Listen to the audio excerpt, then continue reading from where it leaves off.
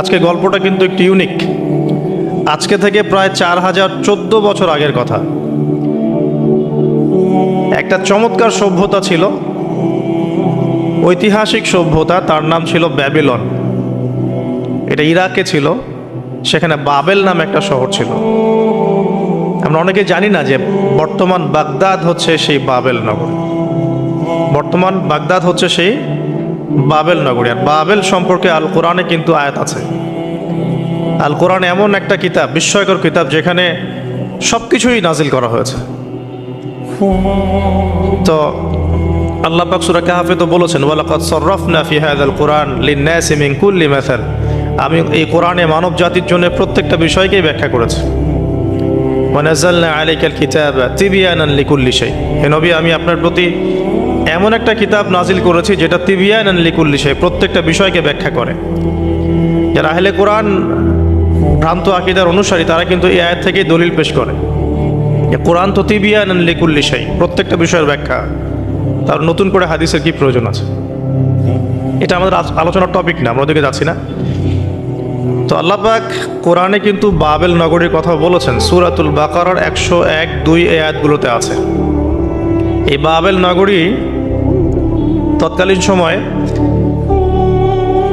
জাদুবিদ্যার একটা আকড়া ছিল আর কি।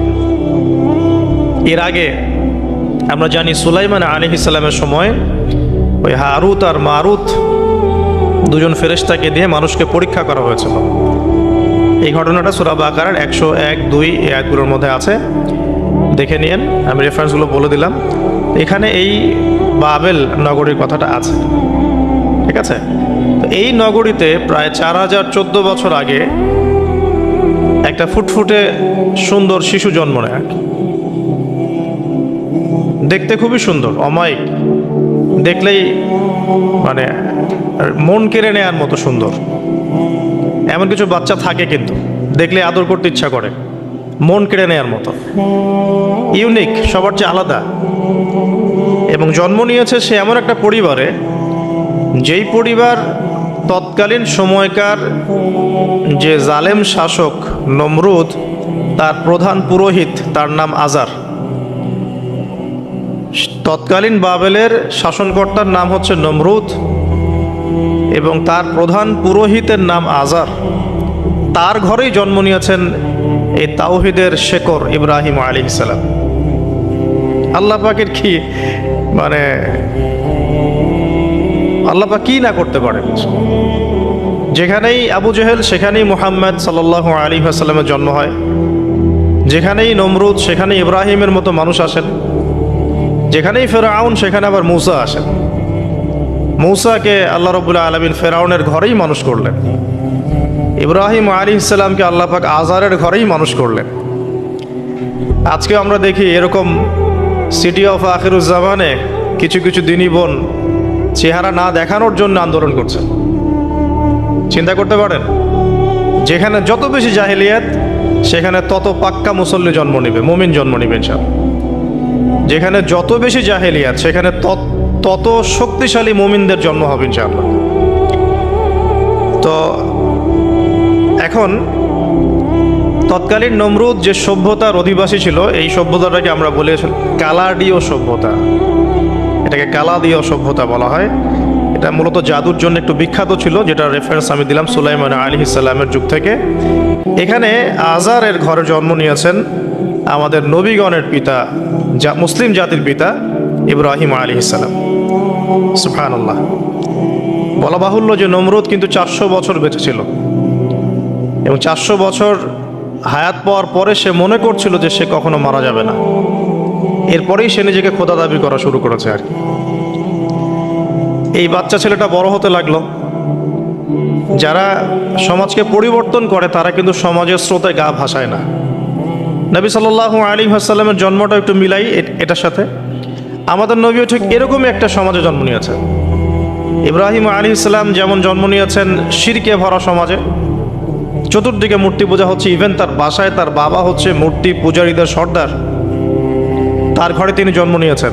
ঠিক তেমনি রাসূল সাল্লাল্লাহু আলাইহি ওয়াসাল্লাম যে মক্কায় জন্ম নিয়েছেন, সেই মক্কা ছিল শিরকের আকড়া। সেখানে লাত, উজ্জা, হুবল, মানাতের পূজা হতো। সুদ ছিল, জেনা ছিল, ব্যভিচার ছিল, মাদক ছিল, গোত্রীয় হানাহানি ছিল, নারীর অবমাননা ছিল। এরকম আইয়ামে জাহিলিয়াতেও নবী সাল্লাল্লাহু আলাইহি ওয়াসাল্লাম জন্ম নিয়েছেন। নবী সাল্লাল্লাহু আলাইহি ওয়াসাল্লাম, ইব্রাহিম আলাইহিস সালাম দুজনের চেহারাও একরকম ছিল, দুজনের চেহারার গঠনটাও একরকম ছিল, দেহের গঠনও একরকম ছিল। মেরাজের রাতে নবী সাল্লাল্লাহু আলাইহি ওয়াসাল্লাম দেখে এসেছিলেন যে ইনি কে, যাকে দেখতে হুবহু আমার মতো লাগছে। জিবরাইল আলাইহিস সালাম বলেছেন ইনি আপনার পিতা ইব্রাহিম আলাইহিস সালাম। সুবহানাল্লাহ। ঠিক তেমনি আমরা খেয়াল করে দেখি যে জীবনের যে চড়াই উতরাই, পারিবারিক জীবন, সামাজিক জীবন, হিজরতের জীবন, দিন প্রতিষ্ঠা ইত্যাদি, প্রত্যেকটা ডিপার্টমেন্টেও ইব্রাহিম আলাইহিস সালাম আর মুহাম্মদ সাল্লাল্লাহু আলাইহি ওয়াসাল্লামের মধ্যে একটা চরম মিল আছে। এটা আমরা আস্তে আস্তে এই গল্পের ভিতরে গেলে বুঝতে পারবো। আর এ কারণেই হয়তোবা আল্লাহ ভালো জানেন, এ কারণেই হয়তোবা আমরা যখন তাশাহুদের পর দরুদ পড়ি, আমরা দরুদের মধ্যে অন্য নবীর নাম নিচ্ছি না, আমরা মুহাম্মদ সাল্লাল্লাহু আলাইহি ওয়াসাল্লামের সাথে ইব্রাহিম আলাইহিস সালামের নাম নিচ্ছি। হতে পারে এটা একটা কারণ, আল্লাহ ভালো জানেন। এখন এরকম পরিবেশে বড় হতে লাগলেন ইব্রাহিম আলাইহিস সালাম। আমি একটু আগে বলেছি, যারা সমাজকে পরিবর্তন করে তারা কখনো সমাজের জাহিলিয়াতের স্রোতে গা ভাসায় না। মুহাম্মদ সাল্লাল্লাহু আলাইহি ওয়াসাল্লাম সমাজ পরিবর্তন করেছেন আইয়ামে জাহিলিয়াতকে মাত্র 23 বছরের ব্যবধানে, কিন্তু তিনি কিন্তু জাহিলিয়াতের সাথে গা ভাসান নাই। তিনি কখনো সুদ খাননি, তিনি কখনো মূর্তি পূজা করেন নাই, তিনি কখনো কোনো অন্যায় গুনাহ করেন নাই, তিনি কখনো মাদক দ্রব্যের কাছেও যান নাই, কিন্তু সমাজটা ছিল এগুলোতে নিমজ্জিত। ঠিক ইব্রাহিম আলাইহিস সালামের ক্ষেত্রেও সেম, তিনি একজন প্রধান পুরোহিতের ঘরে জন্ম নিয়েও কখনো মূর্তির ধার কাছে যান নাই। বরং একটু যখন বড় হচ্ছেন, একটু বড় বলতে ম্যাচিউরড, আমাদের টিকটক প্রজন্মের মতো না, এরা 20-30 বছর হয়ে গেল ম্যাচিউরড হয় না, বুদ্ধি প্রতিবন্ধী, বিকলাঙ্গ। ইভেন ইদানিং আমাদের মেয়েরা ছেলে হচ্ছে আর কি, আমাদের নারীরা এখন পুরুষত্ব দেখাচ্ছে, আর আমরা পুরুষেরা ফেসবুকে একটা স্ট্যাটাস দিয়ে ক্ষান্ত হয়ে থাকি। এটুকু আমাদের দায়িত্ব উম্মার প্রতি। আর এখানে আমরা দক্ষতা অর্জন করেছি অনেক। আমরা মনে করি আমরা সবাই কিবোর্ড মুজাহিদ, আমরা এটা মনে করি, এটাই যুদ্ধ, এটাই জিহাদ। আর নারীরা মাঠে যুদ্ধ করছে এখন সম্ভ্রমের জন্য, অধিকারের জন্য ইত্যাদি। ফ্যামিলিস্ট রেভলিউশনের দিকে তাকালেও তাই দেখা যায়। ছেলেরা এখন বেকার হয়ে যাচ্ছে, কিন্তু মেয়েরা স্বাবলম্বী হচ্ছে। তারা দিনদার নয়, এই মেয়েগুলো দিনদার নয়, কিন্তু জীবনে প্রতিষ্ঠিত হওয়ার জন্য লড়ছে, চ্যালেঞ্জ গ্রহণ করেছে। এটা ছেলেদের উচিত ছিল। তা আজারের ঘরে জন্ম নেওয়া সেই ইব্রাহিম কিন্তু চ্যালেঞ্জ গ্রহণকারী একটা ছেলে। সে এখন তার পিতাকে বলছেন, কি বলছেন আমরা একটু কোরআনের ভাষা শুনি। আল্লাহ রাব্বুল আলামিন বলছেন, সূরা মারিয়ামের মধ্যে এসেছে ঘটনাটা 41 থেকে 45 নম্বর আয়াতের মধ্যে। আল্লাহ পাক বলছেন, ওয়াজকুর ফিল কিতাবি ইব্রাহিম বা'দা আউযু বিল্লাহি মিনাশ শাইতানির রাজীম। হে নবী মুহাম্মদ সাল্লাল্লাহু আলাইহি ওয়াসাল্লাম, আপনি এই কিতাবে ইব্রাহিমের ঘটনা বর্ণনা করুন। ইয ক্বালা লি আবিহি, যখন ইব্রাহিম তার বাবাকে বললেন, তার বাবা মানে আজারকে বললেন, ইয়া আবাতি, হে আমার বাবা, লিমা তা'বুদু, তুমি কেন ইবাদত করো এমন সত্তার, মা লা ইয়াসমাউ, যে শুনতে পারে না, ওয়ালা ইউবসিরু, দেখতেও পারে না, ওয়ালা ইউগনি আনকা শাইআ, তোমার কোনো উপকার করতে পারে না। একটা ছেলে যার বয়স হবে 15 থেকে 20, হয়তো বা হাইয়েস্ট, তার কাছে কি এমন জ্ঞান আসলো যে সে তার বাবাকে এখন চ্যালেঞ্জ করছে। তার জ্ঞানতাত্ত্বিক যুদ্ধ শুরু হলো, আদর্শিক যুদ্ধ শুরু হলো বাবার সাথে। হে আমার বাবা, আপনি কেন এমন সত্তার ইবাদত করছেন যে শুনতেও পারে না? অসারতা দেখিয়ে দেওয়া হচ্ছে চোখে আঙ্গুল দিয়ে, দেখতেও পারে না, আপনার তো কোনো উপকারও করতে পারে না, কোনো ক্ষতিও করতে পারে না। ওয়ালাম ইউগনি আনকা শাইআ, ইয়া আবাতি, হে আমার বাবা, ইয়া আবাতি ইন্নী আখাফু আন ইয়ামাসসাকা আযাবু মিনার রাহমানি ফাতাকুনা লিশ-শাইতানি ওয়ালিয়া, হে আমার বাবা, আমি ভয় পাচ্ছি যে আপনার উপরে না আবার আল্লাহ পাকের গজব নেমে আসে এবং আপনি শয়তানের ওলি না হয়ে যান। ওলি মানে কি? বন্ধু, বন্ধু, শয়তানের বন্ধু না হয়ে যান। ইয়া আবাতি ইন্নী ক্বাদ জাআনি মিনাল ইলম মা লাম ইয়াতিকা ফাত্তাবি'নি আহদিকা সিরাতান সাওয়িয়া। কি চমৎকার কথা! ছোট্ট ছেলেটা বলছে, হে আমার বাবা, আমার কাছে একটা জ্ঞান আসছে, জ্ঞান, আমার কাছে একটা জ্ঞান এসেছে যেটা তোমার কাছে আসে নাই। ফাত্তাবি'নি, তুমি আমার অনুসরণ করো। আহদিকা, আমি তোমাকে পথ দেখাবো। সিরাতান সাওয়িয়া, সহজ সরল পথ দেখাবো তোমাকে। সন্তান বাবাকে নসিহত করছে, দেখুন।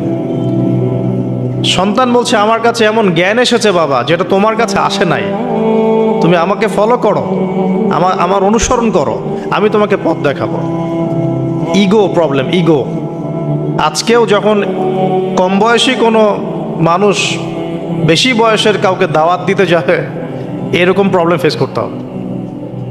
তার বাবা কি বললো, কেন ফেস করতে হবে, আল্লাহ পাক সেটা বলেছেন সূরা বাকারা। এটা এই সূরাটা সূরা বাকারায় বলেছেন, ওয়া ইযা কিলা লাহু ইত্তাকিল্লাহ। কিছু মানুষ আছে যাদেরকে যদি বলা হয় আল্লাহকে ভয় করুন, আখাযাতহুল ইজ্জাতু বিল ইসম, তাদের প্রেস্টিজে লাগে। এক কথায় কি, প্রেস্টিজে লাগে, প্রেস্টিজ নষ্ট হয়। আখাযাতহুল ইজ্জাতু বিল ইসম ফাহাসবুহু জাহান্নাম, আল্লাহ বলেন ওর জন্য জাহান্নামই যথেষ্ট।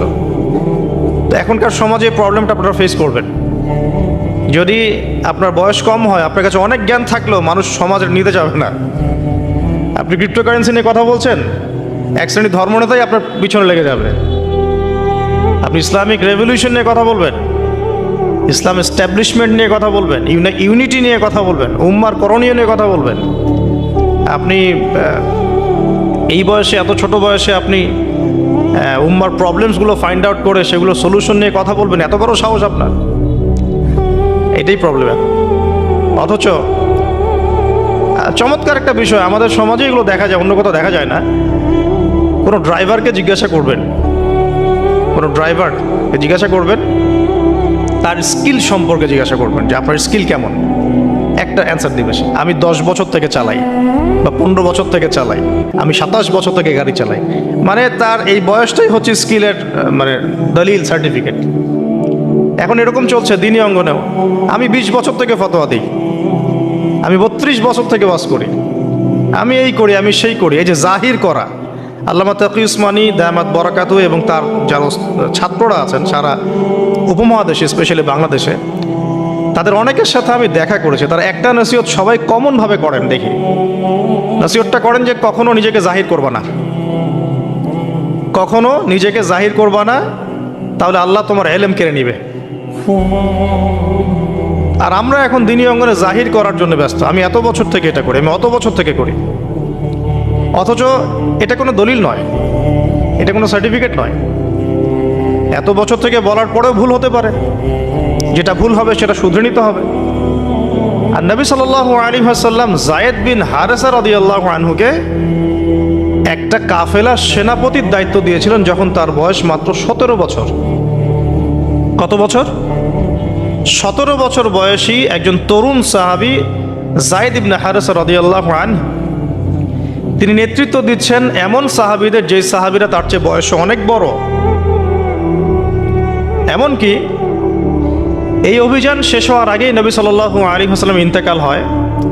তার পরবর্তীতে আবু বকর সিদ্দিক রাদিয়াল্লাহু আনহু সেই অভিযান আবার চালানোর চেষ্টা করেন, আবার চালানোর জন্য মনস্থ করেন। তিনি আবার যায়েদ বিন হারেসা রাদিয়াল্লাহু আনহুকেই নেতৃত্ব দেন। এটা নিয়ে ওমর রাদিয়াল্লাহু আনহু তাকে কিছু কথা বলেন যে আপনি যায়েদ বিন হারেসাকে নেতৃত্ব দিচ্ছেন, বয়সে ছোট সাহাবী, তার পিছনে অনেক বড় বড় সাহাবী থাকবে, তারা তো তাকে নাও মানতে পারে, এটা কেমন হয়? বারবার তাকে ভেটো দিচ্ছেন। শেষমেশ আবু বকর সিদ্দিক রাদিয়াল্লাহু আনহু একটু রেগেই বললেন যে ইস্তা'মালাহু রাসূলুল্লাহ ওয়া আনতা তা'মুরুনি আন আনজি'হু, তাকে স্থলাভিষিক্ত করেছে স্বয়ং আল্লাহর রাসূল, আর তুমি এসে আমাকে বলছো আমি তাকে অপসারণ করব। সুবহানাল্লাহ। নবী সাল্লাল্লাহু আলাইহি ওয়াসাল্লাম যোগ্যতা দেখতেন মানুষের, কার যোগ্যতা কতটুকু আছে। তো ওইদিকে আমি ভিতরে ঢুকছি না। আমরা এখন সোশ্যাল অ্যাফেয়ার্সে যা দেখি যে আমরা যোগ্যতার চাইতে অন্যান্য বিষয়গুলোকে বেশি মূল্যায়ন করা শুরু করি আর কি। এতে করে তরুণরা উঠে আসতে পারে না, তরুণদের জার্নি অনেক টাফ হয়। এবং যারা স্পেশালি জেনারেল ব্যাকগ্রাউন্ড থেকে দিনের দিকে আসার চেষ্টা করেন, তারা পদে পদে হতাশ হয়। তাদেরকে বুকে নেওয়ার মানুষ খুব কম থাকে। কেন জানি তাকে মানুষ কাউন্টার মনে করে, এনিমি মনে করে, অন্তর্দাহ সৃষ্টি হয়, জ্বালান হয়। হঠাৎ করে উড়ে এসে জুড়ে বসলো, উম্মার দায়িত্ব নিয়ে নিচ্ছে, কোত্থেকে আসলো এটা? এরকম একটা দৃষ্টিভঙ্গি আমরা দেখতে পারি আর কি। এটা কাম্য ছিল না এটা। বরং তরবারি যত আপনি শান দিবেন তত ধারালো হবে। তো শান দিবে কারা? যারা তরোয়াল চালাতে পারে তারাই। যারা চালাতে পারে তারা যদি তরোয়ালকে ভোতা করে দেয় তাহলে তো এটা দিয়ে আপনি জালেমের গর্দান কাটতে পারবেন না। তো যাই হোক, আমরা বেশি হাইথটের কথায় না যাই। আজার এখানে ছিলাম, দেখেন বাবাকে সন্তান উপদেশ দিচ্ছে। এবার বাবার উত্তরটা শোনেন। বাবা কেন গ্রহণ করলো না? বললাম প্রেস্টিজ ইস্যু। তুমি ছোট মানুষ হয়ে আমাকে এত বড় কথা বলো? হ্যাঁ, তখন বাবা বলছেন আনতা আরাগিবুন আনতা আন আলিহাতিনা ইয়া ইব্রাহিম। হে ইব্রাহিম, তুমি কি আমাদের ইলাহগুলো, উপাস্যগুলো থেকে মুখ ফিরাচ্ছ? তুমি কি আমাদের উপাস্যগুলো থেকে মুখ ফিরিয়ে নিচ্ছ? আনতা আরাগিবুন আনতা আন আলিহাতিনা ইয়া ইব্রাহিম লাইন লাম তানতাহি। যদি বিরত না হও, ঠিক যেমন থ্রেট আমাদেরকে করা হয়, যদি বিরত না হও, লাইন লাম তানতাহি লাআরজুমান্নাকা রাহজান মালিয়া। তিনি বলছেন যদি বিরত না হও তাহলে তোমার মাথাটা পাথর দিয়ে মেরে ফাটিয়ে ফেলব। আরজুমান্নাকা মানে রজম করব। রজম মানে কি? কোমর পর্যন্ত গেথে পাথর মারা। বিবাহিত পুরুষ জেনা করলে যেটা শাস্তি হয়। লাইন লাম তানতাহি, যদি বিরত না হও, লাআরজুমান্নাকা রাহজান মালিয়া, দূর হও এখান থেকে বের হও, হতভাগা আমরা বলি না, দূর হও এখান থেকে। ঠিক ওই রকম, যদি ফিরে আসো ভালো কথা, না ফিরে আসলে রজম করে দিব, মাথা ফাটিয়ে ফেলবো পাথর দিয়ে মেরে। এখান থেকে দূর হও হতভাগা। কাকে বলছে এটা? ইব্রাহিম আলাইহিস সালাম। এবার তিনি খুব নরম সরম মানুষ, শান্তিকামী মানুষ। তিনি বলছেন ক্বালা সালামুন আলাইক। এই সালামুন আলাইক কথাটা শিখে নেবেন, জীবনে অনেক ক্ষেত্রে কাজে লাগবে। সালামুন আলাইক মানে আপনার উপর শান্তি বর্ষিত হোক। যখনই আপনি কলিউশন অ্যাভয়েড করতে চাবেন, সালাম দিয়ে চলে আসতে হবে। সেটা পরিবারেও, সমাজেও, দিন প্রতিষ্ঠার ক্ষেত্রে। কেউ আপনাকে সমালোচনা করছে, গালিগালাজ করছে, গীবত তহমত করছে, আপনাকে নিয়ে এপিসোড বানাচ্ছে, মানে আপনি কি করবেন? প্রত্যেকটার কাউন্টার দিতে থাকবেন? তাহলে আপনার গোল নষ্ট হয়ে যাবে, আপনার গোল থেকে আপনি বিচ্যুত হয়ে যাবেন। এগুলো নিয়ে আপনাকে ব্যস্ত থাকতে হবে। তখন এগুলো নিয়ে উম্মাহ ব্যস্ত আছে বলেই এখন পর্যন্ত গোল অ্যাচিভ হয় নাই। আমরা এগুলো নিয়ে ব্যস্ত আছি বলেই এখনো গোল অ্যাচিভ হয় নাই। তো এই কারণে ইব্রাহিম আলাইহিস সালামের সুন্নাহ হচ্ছে সালামুন আলাইক, তোমাদের উপর শান্তি বর্ষিত হোক। হ্যাঁ, তবে যে জায়গাটাতে দালিলিকভাবে জ্ঞানতাত্ত্বিক যুদ্ধ করতে হবে সেটা করতে হবে, সেটা অন্য ইস্যুস। ইব্রাহিম আলাইহিস সালামকে পরিবার ছাড়তে হলো। পরিবার মানে তার মাকে ছাড়তে হলো, তার বাবাকে ছাড়তে হলো। তার কোনো অপরাধ আছে? ইব্রাহিম আলাইহিস সালামের কোনো অপরাধ আছে? না। এখন আমরা তো অনেক সময় মনে করি আমি তো নিরপরাধ, নির্দোষ, তাহলে আমার উপরেই কেন এরকম হচ্ছে? ইব্রাহিম আলাইহিস সালামের কোনো অপরাধ আছে? নাই। তাকে ঘর ছাড়তে হলো, বাড়ি ছাড়তে হলো, তার বাবা তাকে বের করে দিলেন। এখান থেকে লেসন নিয়ে নেন, আজকের প্রথম লেসন, যে আপনি আমি যদি হকের উপর থাকি, সর্বপ্রথম বাধাটা পরিবার থেকে আসতে পারে। কারণ সবার পরিবার একরকম না। এখনকার মেজরিটি সংখ্যক পরিবারগুলোই জাহেল, একদম জাহেল, বস্তুবাদী, জানোয়ারের মতো। মানে খাও দাও, সেক্সুয়াল সম্পর্ক, বিয়ে শাদী, সন্তান, এর বাইরে কিচ্ছু চিন্তা করতে পারে না। দুনিয়া আর দুনিয়া, এর বাইরে কিচ্ছু চিন্তা করতে পারে না। ইল্লা মাশা আল্লাহ, কিছু পরিবার আছে এর বাইরে, তাদের কথা আলাদা। সবাই তো আর ছোটবেলা থেকে আধ্যাত্মিক পরিবার পায় নাই, দিনই পরিবার পান নাই। আর এটার পরিমাণ দিন দিন কমেই আসছে। ম্যাক্সিমাম পরিবার এখন জাহান্নামের টুকরা আর কি। আল্লাহ পাক পরিবারকে বলেছেন জাহান্নাম থেকে বাঁচাও, কু আনফুসাকুম ওয়া আহলিকুম নারা। এখন ওই পরিবারই হয়ে গেছে জাহান্নামের টুকরা। আপনি দিনের পথে চলতে চাইলে প্রথম হোঁচটটা পরিবার থেকে খেতে পারেন। এটা ইব্রাহিম আলাইহিস সালামের জীবনেও যেমন হয়েছে, মুহাম্মদ সাল্লাল্লাহু আলাইহি ওয়াসাল্লাম জীবনেও সেম। যে মিলাচ্ছিলাম কিভাবে, তার ক্ষেত্রেও সেম। চাচারা শত্রু না? চাচারা শত্রু, আশপাশের মানুষ শত্রু। চাচা এসে বাড়ির সামনে খড়কুটা ফেলে দিয়ে যায়, চাচি এসে ময়লা আবর্জনা ফেলে দিয়ে যায়, কেউ গালি দেয়, কত সমস্যা। যখন নিজের মানুষরা আপনার এগেনস্টে চলে যায় তখন মনটা ভেঙে যাবে, স্বাভাবিক। কারণ নিজের মানুষটা সারা দুনিয়া যদি আপনার বিপক্ষেও থাকে, কাছের কিছু মানুষ আপনার পক্ষে থাকে, তখন আপনি বাসাতে অ্যাটলিস্ট সিংহ, তখন বাসা থেকে এনার্জি নিয়ে বাইরে যুদ্ধ করতে পারবেন। কিন্তু বাহিরে সবাই মোটামুটি ধরেন যে আপনার পজিটিভ, তো বাসায় এসে দেখলেন যে বাসায় আপনার কোনো রকম অনুকূল পরিবেশ নাই, তখন বাইরে সিংহ হলে বাসায় বিড়াল হয়ে থাকতে হবে। তখন দেখেন ইব্রাহিম আলাইহিস সালামের জীবনে আর মুহাম্মদ সাল্লাল্লাহু আলাইহি ওয়াসাল্লামের জীবনে একটা স্পেশাল নেয়ামত ছিল, সেটা হলো স্ত্রীদের নেয়ামত। স্ত্রীদের নেয়ামত।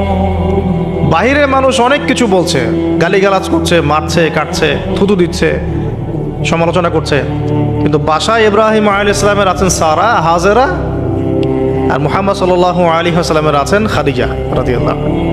অ্যাটলিস্ট বাসায় আপনি একটা কি বলবো যে বড় একটা প্রশান্তির জায়গা আপনার বাসায় আছে। তো এটা একটা বড় নিয়ামত যেটা ইব্রাহিম আলাইহিস সালাম এখন হারালেন। হারালেন কিভাবে? বাবা বাসা থেকে বের করে দিল। এখান থেকে বুঝতে হবে যে দিনের পথে চলতে গেলে প্রথম বাধা পরিবার থেকে আসতে পারে, তাই বলে তাদের সাথে কোনো রকমের দ্বন্দ্ব সংঘাতে যাওয়া যাবে না। সালামুন আলাইক, সালামুন আলাইক, তোমাদের উপর শান্তি বর্ষিত হোক। ইব্রাহিম বলছেন সালামুন আলাইক, হে বাবা আপনার উপর শান্তি বর্ষিত হোক। শুধু তাই না, আরও বলছেন আস্তাগফিরু লাকা রব্বি, আমি আপনার জন্য আল্লাহর কাছে ক্ষমা চাইব ইনশাআল্লাহ। ইন্নাহু কানা বি হাফিয়া, তিনি আমার প্রতি খুব মার্সিফুল, আশা করি তিনি আমার দোয়া কবুল করবেন।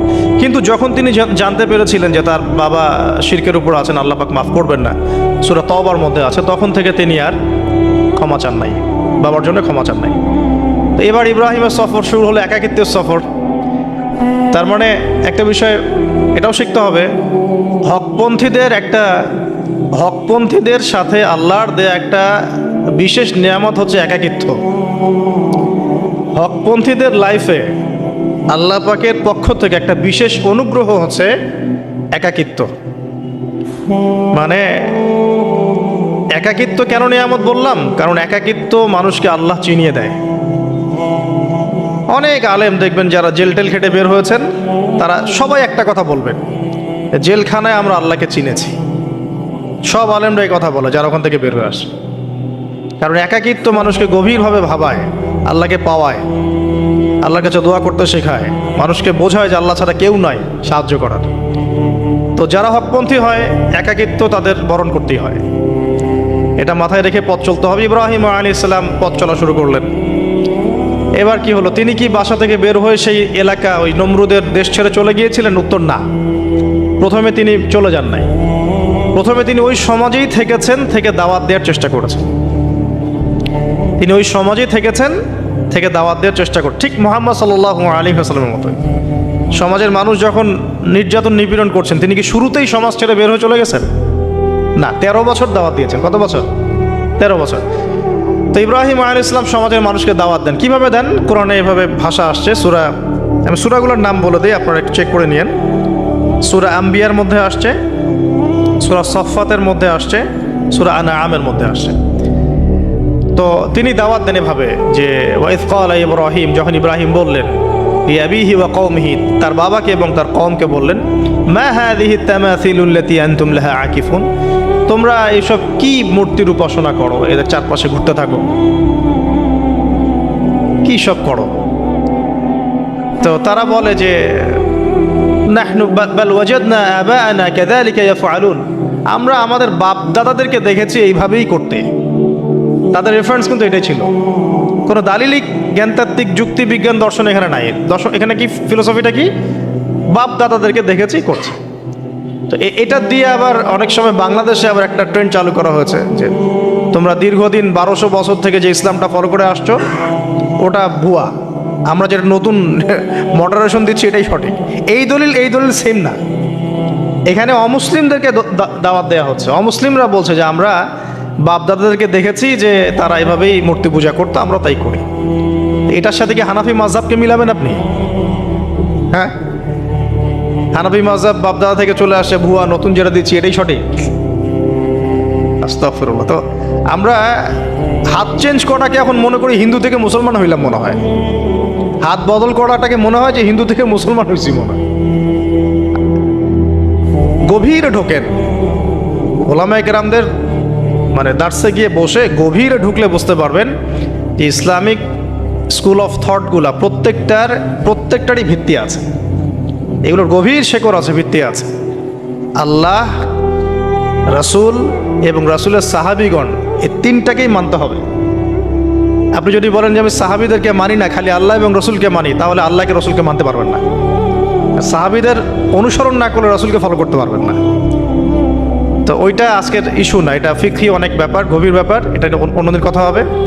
এই দলিল কিন্তু সেম করা যাবে না। আবার যে আমরা বাপ দাদা থেকে দেখে আসছি, তোমরা নামাজ এইভাবে পড়ো, এই নামাজ ওই দলিল চলবে না, আমারটা ঠিক, এটা ঠিক না। নামাজ যেটা পড়ে আসে তারা এটা ঠিক আছে, এর প্রত্যেকটা দলিলের মধ্যে অথেন্টিসিটি আছে। এরকম করে সমাজে ফিতনা ছড়ানো ঠিক হবে না, বিভ্রান্তি ছড়ানো ঠিক হবে না। এখন আসুন ইব্রাহিম আলাইহিস সালামকে কি আনসার দিচ্ছেন? আমরা আমাদের পিতা মাতাদেরকে দেখেছি, বাপ দাদাকে দেখেছি এরকম তাওয়াফ করতে, মূর্তির চারপাশে পূজা করতে, নজর দিতে। তো ইব্রাহিম আলাইহিস সালাম বলছেন যে হাল ইয়াসমাউনাকুম, এই মূর্তিগুলো কি তোমাদেরকে শুনতে পারে? ইস্তাদউন, যখন তোমরা একে ডাকো। হাল ইয়ানফাউনাকুম, তোমাদের কোনো উপকার আসতে পারে? আও ইয়াদুররুকুম, তোমাদের কোনো ক্ষতি করতে পারে? তার দলিলগুলো কিন্তু অকাট্য। ইব্রাহিম আলাইহিস সালামের দলিলগুলো কিন্তু এখানে, যুক্তিগুলো কিন্তু অকাট্য। আসলে কি সে শুনতে পারে? আসলে কি সে দেখতে পারে? আসলে কি সে তোমার উপকার করতে পারে? তাদের কিন্তু কিছু বলার নাই এখানে। তারা বলছে বাল ওয়াজাদনা আবানা কাযালিকা ইয়াফআলুন, আমাদের পিতা মাতা বাপ দাদাদেরকে দেখেছি এইভাবেই করতে। ইব্রাহিম আলাইহিস সালাম বলছেন যে ইন্নাকুম আনতুম লাফি দালালিম মুবিন, তোমরা তো সুস্পষ্ট বিভ্রান্তির মধ্যে আছো তাহলে। তো এরকম আরো অনেক আয়াত আছে সূরা সাফফাতের মধ্যেও, ওয়া ইন্না মিন শিআতিহি লা ইব্রাহিম ইয জাআ রাব্বাহু বিকলবিন সালিম ইয ক্বালা লিআবিহি ওয়া কওমিহি মাযা তা'বুদুন, তোমরা কিসের ইবাদত করো? আইফকান আলিহাতান দুনাল্লাহি তুরিদুন, তোমরা কি আল্লাহ সম্পর্কে মিথ্যা আরোপ করতে চাচ্ছ? ফামা যন্নুকুম বিরাব্বিল আলামিন, আল্লাহ রাব্বুল আলামিন সম্পর্কে তোমাদের কি ধারণা? এভাবে তিনি তার কওমকে দাওয়াত দিতে লাগলেন। কিন্তু তাদের কওমের দলিল একটাই ছিল, বাপ দাদাদেরকে দেখেছি এভাবে মূর্তি পূজা করতে, তাই করি। সনাতন, এটা ছিল কি সনাতন থটস। অথচ সর্বপ্রথম এটা শুরু হয় কোন নবীর আমল থেকে? নূহ আলাইহিস সালাম। নূহ আলাইহিস সালামের যুগের মানুষ সর্বপ্রথম এই মূর্তি পূজা শিরক করেছে। এর আগে মূর্তি পূজা ওয়ার্ল্ডে ছিল না, নূহ আলাইহিস সালামের যুগ থেকে শুরু হয়েছে। তাহলে এটাকে আমরা সর্বোচ্চ পর্যায়ে সনাতন বলতে পারি না। তারও আগে যে সময় চলে গেছে, ওই সময় মানুষ তাওহীদপন্থী ছিল আদম আলাইহিস সালামের যুগে, তখন মানুষ এই কাজ করতো না। শুরুটা কেমন করে হলো? ভালো উদ্দেশ্যেই শুরু হয়েছিল, ভালো মনে করে। কেমন? যে মানুষ এরকম চিন্তা করে নিয়েছিল যে এই মানুষগুলো লাত, উজ্জা, হুবল, ইয়াগুথ, ইয়াউক, নাসর, ইয়াগুথ, ইয়াউক, নাসর, এই ভালো মানুষগুলো আল্লাহর খুব নেককার বান্দা ছিলেন। তাদের স্ট্যাচু তৈরি করা যায়, তৈরি করলে কি হবে? এগুলোকে দেখলে আমাদের আগ্রহ জন্মাবে ইবাদত করার ব্যাপারে। এটা ছিল ওদের থটস। শয়তান এভাবেই তাদেরকে ইনফ্লুয়েন্স করেছিল আর কি, তারা তাই করলো। এই জেনারেশনটা যখন মারা গেল, পরের জেনারেশন যখন আসলো, তখন শয়তান ওদেরকে বোঝালো, ধরেন 100-200 বছর পরে বোঝালো যে ওরা খুব ভালো মানুষ ছিল, ওদের মূর্তিকে মসজিদের বাইরে না রেখে ভিতরে ঢুকিয়ে ফেলো, তাদেরকে সেজদা করতে হবে না, ভিতরে ঢুকিয়ে ফেলো, ইবাদতে মনোযোগ আসবে। পরের জেনারেশন এই কাজটাই করলো। থার্ড জেনারেশনকে শয়তান বোঝালো যে সরাসরি ওদের কাছে চাইলেই হবে, তারা আল্লাহ পাকের অনেক মানে কি আনুগত্য প্রাপ্ত, নৈকট্য প্রাপ্ত বান্দা, সরাসরি তাদের কাছে চাইলেই হবে। আল্লাহর কাছে চাওয়া, এখানে চাওয়া একই কথা, ওখানে সেজদা করা, এখানে সেজদা করা একই কথা। এখান থেকে শুরু হলো সরাসরি স্ট্যাচু ওয়ার্শিপ। সরাসরি স্ট্যাচু ওয়ার্শিপিং এখান থেকে শুরু হয়েছে। তা আমরা আমাদের হিন্দু ভাই বোন যারা আছেন, আমাদের আশপাশে অমুসলিম ভাই বোন, তাদের প্রতি সম্মান রেখেই এই হিস্ট্রিগুলো পড়তে বলবো আর কি, এবং যুক্তি দর্শনগুলো খুঁজতে বলবো। আসলে কি তারা শুনতে পায়? আসলে কি সে আমার কোনো উপকার করতে পারে? আসলে কি সে আমার কোনো ক্ষতি করতে পারে? আসলে কি সে সৃষ্টিকর্তার প্রতিমূর্তি হতে পারে কিনা? তো আমরা এটা আহ্বান জানাবো, আমরা কারো ধর্মীয় অনুভূতিতে আঘাত করব না। ইসলাম আমাদেরকে এটা শেখায় না। ইসলাম এটা শেখায় যে মানুষকে হিকমার সাথে, প্রজ্ঞার সাথে দাওয়াত দেয়া, যাতে করে তারা জাহান্নামের রাস্তা থেকে ফিরে আসতে পারে ইনশাআল্লাহ। এখন আসুন, আরও একটা দাওয়াত ইব্রাহিম আলাইহিস সালাম তার কওমকে দিলেন। সেটা কি? এবার এখানে সমাজের মানুষের সাথে ওই সমাজের ধর্ম নেতারাও ছিল। সমাজে কিন্তু কয়েক শ্রেণীর মানুষ থাকে, মানে সামাজিক নেতা, ধর্মনেতা, রাষ্ট্রনেতা। তো রাষ্ট্রনেতা পর্যায়ে এখনও ইব্রাহিম আলাইহিস সালাম যান নাই, এখন সমাজ নেতা আর ধর্মনেতা চলছে আর কি। এবার ধর্মনেতা আসলো, এসে ধর্মনেতারা তাকে বোঝানোর চেষ্টা করলো যে এই আসমানের তারা, চাঁদ, সূর্য, প্রকৃতি, গাছপালা, এগুলো ইলাহ, এগুলোর ইবাদত করা যায়। এই ঘটনা আল্লাহ রাব্বুল আলামিন সূরা আনআমের মধ্যে বলেছেন। তো ইব্রাহিম আলাইহিস সালামকে তারা দেখাচ্ছে, এটা আরবীয় একটা কাব্যিক ভাষায় কোরআনে এসেছে, চমৎকার ভাষায়, যে ফালাম্মা জান্না আলাইহিল লাইল, যখন তার উপর রাত আচ্ছাদিত হলো, রাআ কাওকাবা, তখন ইব্রাহিম আলাইহিস সালাম কি দেখলেন? আকাশে তারা দেখলেন। ঠিক আছে, তারা দেখ, মূর্তি পূজার এখানেই আছে, ধর্মনেতারাও এখানেই আছে। তো তিনি বলছেন হাযা রব্বি, এটা আমার রব। ফালাম্মা ফালা, যখন তারকাগুলো অস্তমিত হলো, ক্বালা লা উহিব্বুল আফিলিন, আমি তো অস্তমিত যাওয়া জিনিসকে পছন্দ করি না। রব তো অস্তমিত যাবে না, এখানেও যুক্তি লাগবে, তো আমার ফিলোসফি লাগবে, আমার এখানে দর্শন লাগবে, এখানে তো আমাকে মানে প্রজ্ঞা দিয়ে বোঝাতে হবে। এটা তো অস্তমিত হয়ে গেল, এটা তো রব হতে পারে না। ফালাম্মা রাআল কামারা বাযিগান, যখন সে চাঁদকে দেখলো জলজল করছে একদম। আর এখনকার চাঁদ দেখা আগের চাঁদ দেখা তো এক না, এখন তো আমরা চাঁদের আলোই খুঁজে পাই না, তখনকার চাঁদ তো অন্যরকম। বাযিগান মানে জলজল করছে। তখন তিনি বললেন হাযা রব্বি, এটা আমার রব। তখন ফালাম্মা ফালা, যখন এটাও অস্তমিত হয়ে গেল, তিনি বলছেন লাইল্লাম ইয়াহদিয়ানি রব্বি লাকুনান্না মিনাল কওমিদ দাল্লিন, আল্লাহ যদি আমাকে হেদায়েত না দেন তাহলে আমি এই দল্লিনদের অন্তর্ভুক্ত হয়ে যাব। ইব্রাহিম আলাইহিস সালাম বলছেন ফালাম্মা রাআ শামসা বাযিগাতান, যখন এবার সূর্যকে দেখলেন দিনের বেলা, এটা তো আরো বড়।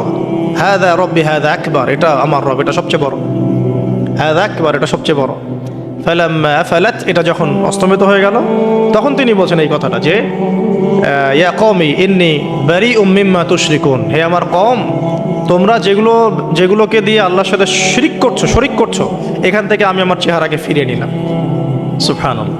তখন তিনি এই কথাটা বলেন ইন্নী ওয়াজ্জাহতু ওয়াজহিয়া লিল্লাযী ফাতারাস সামাওয়াতি ওয়াল আরদা হানিফাও ওয়া মা আনা মিনাল মুশরিকিন, আমি আমার চেহারাকে ফিরিয়ে নিচ্ছি এই আসমান সমূহ এবং জমিনের সৃষ্টিকর্তার দিকে, এবং আমি মুশরিকদের অন্তর্ভুক্ত নই।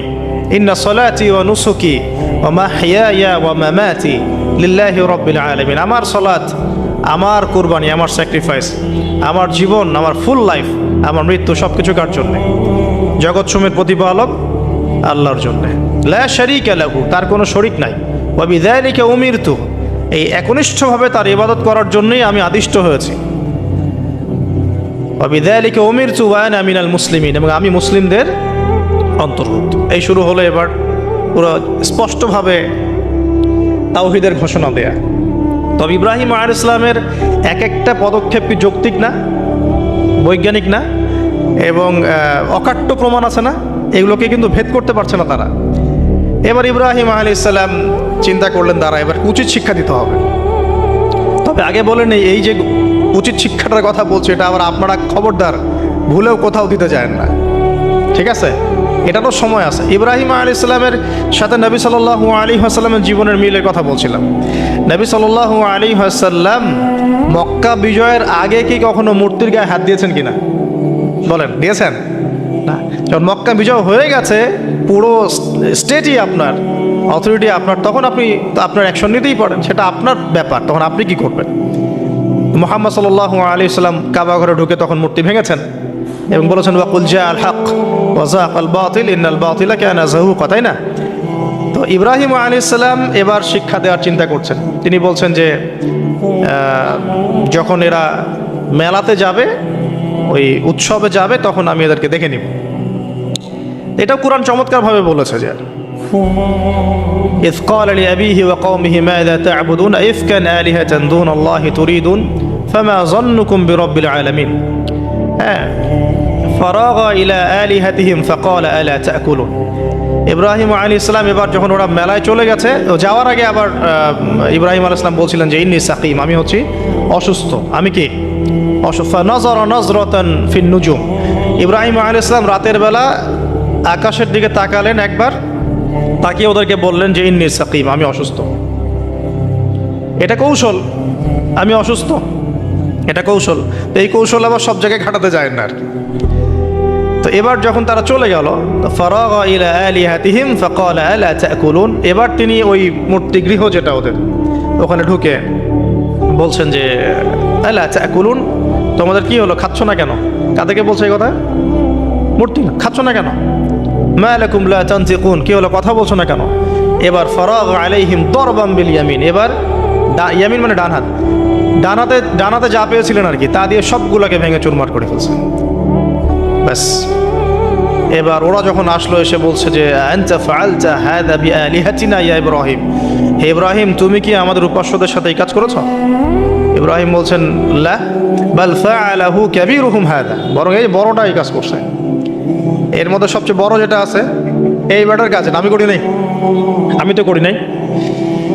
তখন ওরা তো এটা তো হতভম্ব হয়ে গেল, যে সে বলছে যে তুমি তো জানো, তুমি তো খুব ভালো করেই জানো যে তারা কথা বলতে পারে না, নড়াচড়া করতে পারে না, কিছুই করতে পারে না।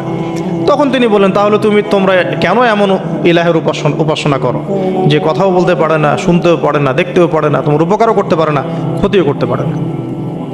কিন্তু এবারও কিন্তু যুক্তি নাই, কোনো তাদের কাছে কোনো দলিল নাই, কোনো প্রমাণ নাই, কোনো যুক্তি দর্শন কিচ্ছু নাই। এবার শুরু হলো জুলুম। জালেমের কাজ কি?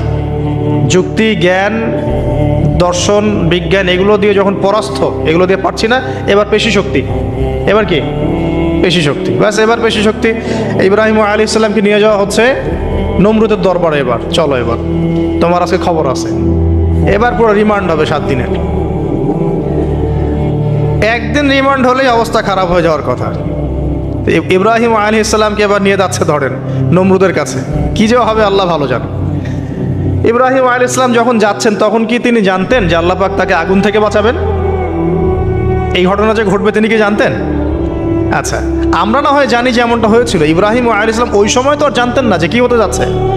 তার মানে তার ওই সময় তার ইমানের তেজ, তার স্থিরতা, ইস্তেকামা এবং তাওয়াক্কুল কত বেশি ছিল। তাকে নিয়ে যাওয়া হচ্ছে। এবারে নমরুদের সামনে দাঁড় করিয়ে নমরুদ এবার একটু মজা নিয়ে জিজ্ঞাসা করলো যে কে তোমার রব? ওই কবরের প্রশ্ন করার মতো, মান রব্বুক, তোমার রব কে? তো ইব্রাহিম আলাইহিস সালাম বলছে রব্বি আল্লাযী ইউহয়ী ওয়া ইউমীত, আমার রব তিনি যিনি জীবন দেন মৃত্যুও দেন। এবার নমরুদ বলছে ক্বালা আনা উহয়ী ওয়া উমীত, আমি তো জীবন দিই আর মৃত্যু দেই। কিভাবে? একজন যাবজ্জীবন প্রাপ্ত আসামিকে ডেকে নিয়ে ছেড়ে দিল, দিয়ে বললো যে জীবন দিলাম। আর একজন আসামিকে ডেকে তৎক্ষণাৎ মৃত্যুদণ্ড দিয়ে মৃত্যু দিলাম। তো ইব্রাহিম দেখলেন আলাইহিস সালাম এ তো মোটা বুদ্ধির মানুষ, কারণ যে যত বড় জালেম হয় তার বুদ্ধি তত মোটা হয়, কিন্তু এটা মাথায় রাখবেন। ফেরাউনের মতো জুলুম মানুষের বুদ্ধি লোপ করে দেয়, আর শিরক মানুষের মধ্যে ভয় সঞ্চার করে। যখন আপনি শিরক করতে থাকবেন মনে খুব ভয় কাজ করবে। এবং মুশরিক বাহিনী কখনো ইসলামের বিজয় লাভ করতে পারে নাই। যে মুসলিম সেনাবাহিনীর মধ্যেও শিরক ছিল না, ওরা যুদ্ধের মাঠে পরাজিত হয়ে গেছে। ইতিহাস ঘাটবেন, মুসলিম যে সেনাবাহিনীর মধ্যে শিরক ছিল ওই সেনাবাহিনী পরাজিত হয়ে গেছে। আবার অল্প গুটি কয়েক সেনাবাহিনী তারা তাওহীদপন্থী ছিল, তারা জয়লাভ করেছে। ইতিহাস ঘেটে দেখবেন। তো জুলুম কি করে? বুদ্ধি লোপ পায়। নমরুদের বুদ্ধি লোপ পেয়ে গেল। তো ইব্রাহিম আলাইহিস সালাম বলছেন রব্বি আল্লাযী ইউহয়ী ওয়া ইউমীত, এ তো এটা বুঝলো না। তাহলে ইব্রাহিম আলাইহিস সালাম বলছেন যে আল্লাহ রাব্বুল আলামিন, আমার আল্লাহ তিনি পূর্ব দিক থেকে সূর্য ওঠান। তো তুমি যদি ইলাহ হয়ে থাকো তাহলে পশ্চিম দিক থেকে উঠাও। এটা আরো বড় অকাট্য দলিল হলো। তার অবস্থাটা আল্লাহ ব্যাখ্যা করছেন এভাবে। আল্লাহ বলছেন ফাবুহিতাল্লাযী কাফার, কাফের একদম হতভম্ব হয়ে গেল। একদম হতভম্ব হয়ে তো লাভ নাই, পেশি শক্তি আছে আমার। তোমার যুক্তি, বিজ্ঞান, দর্শন, থিওরি তো আমার দরকার নাই। তোমার দিনের জ্ঞানের এলিমেন্ট তোমার দরকার নাই। তোমার ওয়াজ নসিহতের আমার দরকার নাই। আমার কাছে কি আছে? পেশি শক্তি আছে। পিঠায় সব সিধা করে ফেলাবে একেবারে। বাস, ইব্রাহিম আলাইহিস সালামের জন্য বলছে ফাল হাররিকুহু ওয়ানসুরু আলিহাতাকুম, একে জ্বালায় দাও, পুরায় দাও, একে জ্বালায় পুরায় দাও, তোমাদের ইলাহদেরকে সাহায্য করো। আল্লাহ পাক অন্য জায়গায় বলছেন যে ফাআরাদু বিহি কাইদান ফাজআলনাহুমুল আসফালিন, তারা ইব্রাহিম আলাইহিস সালামকে নিয়ে একটা বিশেষ বড় একটা কৌশল করল। এই কৌশলটা কি ছিল? তাকে অগ্নিকুণ্ডের মধ্যে ফেলে দেওয়ার একটা চেষ্টা করলো। আগুন জ্বালিয়ে রাখলো, বলা হয় 40 দিন। এগুলো হিস্ট্রি তাফসিরুলতে আসছে, আমি just Quran text to the point বলছি। তো আগুন দাউ দাউ করে জ্বলতে লাগলো, ওই ব্যাবিলন, ওখানকার সব মানুষ দেখছে বিষয়টা। ইব্রাহিম আলাইহিস সালামকে ফেলে দেওয়া হবে। দেখেন, যখন ফেলে দেওয়া হবে তখন কি ইব্রাহিম জানতেন যে তিনি আগুনে পুড়বেন না? তিনি তাহলে প্রস্তুত ছিলেন তখন, তিনি তখন জীবন দেওয়ার জন্য প্রস্তুত ছিলেন। ঠিক আছে, এখন তাকে ফেলে দেওয়া হচ্ছে, ঠিক ওই সময়ে জিবরাইল আলাইহিস সালামের আগমন। সুবহানাল্লাহ। তিনি এসে বলছিলেন যে আমার কাছে কোনো হাজত আছে নাকি আপনার?